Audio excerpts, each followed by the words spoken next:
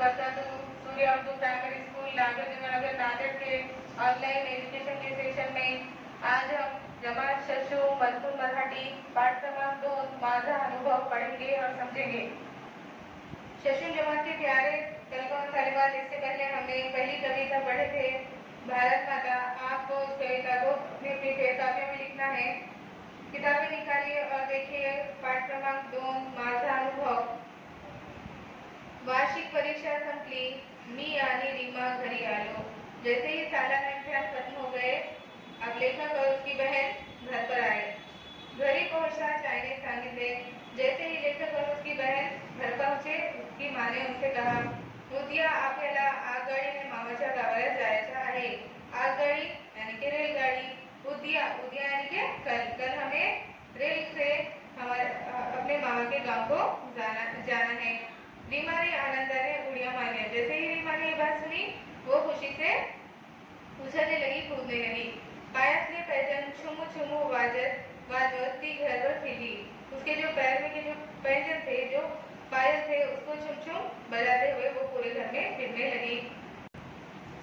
प्यारे बच्चों, दूसरा परिचय जो दूसरा पैराग्राफ दिया हुआ है उससे देखिए। मामाच्या गावाला जाण्यासाठी आम्ही सकाळी निघालो। मामा के गांव को जाने के लिए हम सुबह ही निकल गए। आगगाडीत बसलो, रेलगाड़ी में बैठे।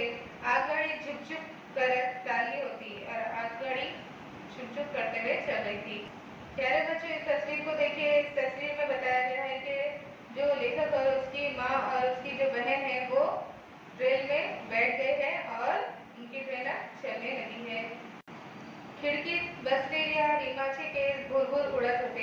अब बच्चों को आदत होती है कि जब भी रेल में बैठते हैं तो वो खिड़की के पास बैठने के लिए क्या करते हैं, अपने बहन से अपने भाइयों से लड़ाई करते हैं। इस तरीके से रीमा भी कहाँ पर बैठी हुई है, ट्रेन में खिड़की के पास बैठी हुई है और खिड़की से हवा आने की वजह से उसके जो केस है, उसके जो बाल है वो क्या हो रहे हैं, भुरभुर उड़ रहे हैं। खिड़कीतून येणाऱ्या उन्हामुळे तिचे डोळे लुकलुकत होते।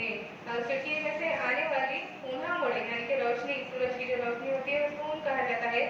उसकी वजह से उसके जो डोळे हैं, उसकी जो आंखें वो क्या हो रही है, लुकलुकत होते यानी कि चमक रही थी। तिचा चेहरा प्रसन्न दिसत होता और गांव जाना है इसलिए वो क्या थी, बहुत ज्यादा खुश थी। इसलिए उसका जो चेहरा है वो खुश नजर आ रहा था। आई वाचत असलेल्या पुस्तकाची पाने हवेने फडफडत होती।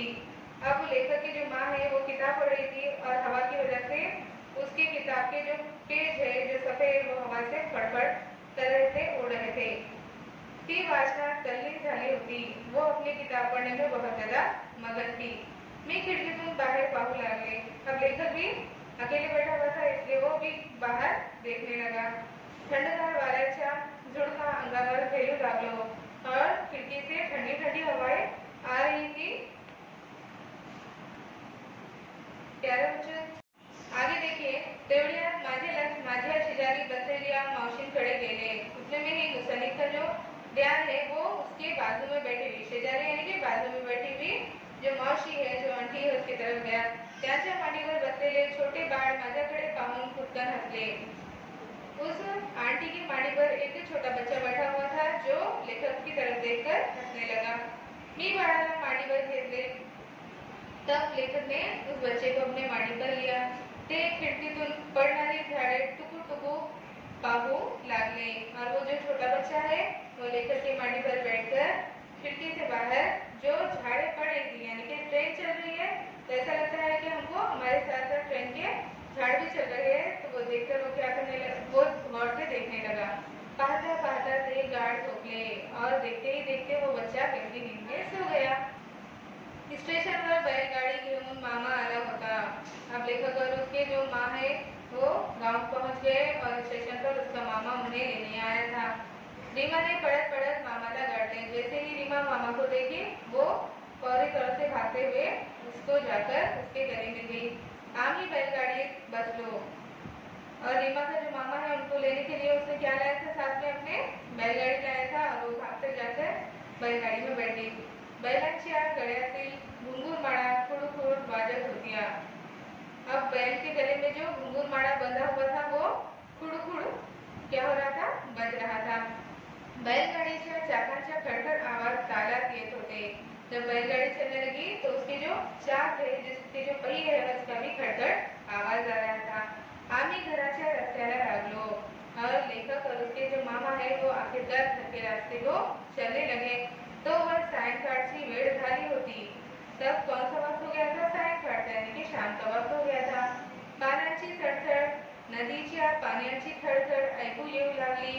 पानांची सडसड, पानांची सडसड तो क्या है यहाँ पे? पत्तों की सड़सड़ यानी कि पत्तों की जो सरसराहट होती है वो, और साथ ही साथ नदीच्या पाण्याची खड़खड़, नदी के पानी की खड़खड़ भी हमें सुनाई दे रही थी। और ये तमाम चीजें हमें कहाँ सुनने और देखने मिलती है? गाँव में। झाडीतील पक्ष्यांचे किलबिल, शेतात चरणाऱ्या गायांचे हंबरणे, बकरियांचे बेंबे हे सारे वातावरणात मिसळून गेले होते। शाम का वक्त था, इसलिए जो पक्षी है, जो परिंदे हैं, वो भी अपने घोंसलों में वापस आ गए थे और वो क्या कर रहे थे? किलबिल कर रहे थे यानी अपनी आवाजें निकाल रहे थे। शेतात चरणाऱ्या गायचे हंबरने, और खेत में चरने वाले जो गाय है वो भी हंबरने यानी कि उन गाय की आवाज को हंबरने कहते हैं, वो भी आवाजें कर रही थी। बकरियां बेबे और बकरियां भी आवाजें कर रही थी। ये सारा जो है ये वातावरण यानी कि माहौल में क्या हो गया था? एकदम से घुलमिल गया था। शेतातली पिके वाऱ्यावर मंद मंद डुलत होती। खेत की जो फसलें है, खेत में जो फसलें आई हुई है वो हवा के साथ क्या हो रही थी? लहरा रही थी, डुल रही थी। मन आनंदाने थुई थुई नाचत होते और लेखक का मन यानी कि उसका जो दिल है वो भी खुशी से थुई थुई नाच रहा था। प्यारे बच्चों, आप सफा नंबर 3 पर देखिए, उसके आगे का जो पैराग्राफ है, घरी येताच तोंडभर हसून मामीने आमचे स्वागत केले।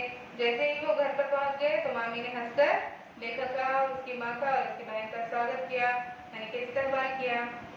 मामाची मुले राजू आणि चिमणी आमची वाट पाहत होती। अब जो मामा के जो बच्चे हैं राजू और चिमनी, वो उन्हीं लोगों की रास्ता देख रहे थे, वाट पाहत होते यानी कि उनका रास्ता देख रहे थे। आम्ही एकमेकांना कडकडून भेटले। अब बच्चे खुशी से एक दूसरे से मिलने लगे। आजी हळूहळू चालत काठी टेकवत टेकवत आमच्या जवळ आली। हमारी जो नानी है, आजी यानी कि नानी, वो भी आहिस्ता आहिस्ता अपनी लकड़ी टेकते हुए आई, हमारे करीब आई। आम्ही आजीला मिलवलो, हम आई से मिलने लगे। तिने आम्हाला जवळ घेतले, हमारी नानी ने हमें करीब लिया। आमच्या डोक्यावरून तोंडावरून हात फिरवला, हमारे सर पे से और मुंह पर से वो क्या करने लगी? हाथ फिराने लगी। तिच्या हाताचा थरथर जाना स्पर्श खूप प्रेमळ आणि बोलका होता।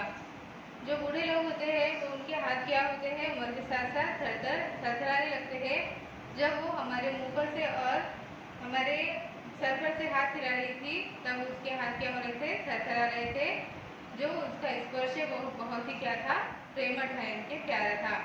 आम्हाला खूप घरी भरून आले और हमें भी आजी से मिलकर बहुत ज्यादा खुशी हुई।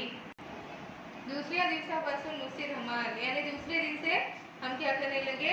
मजा करने लगे।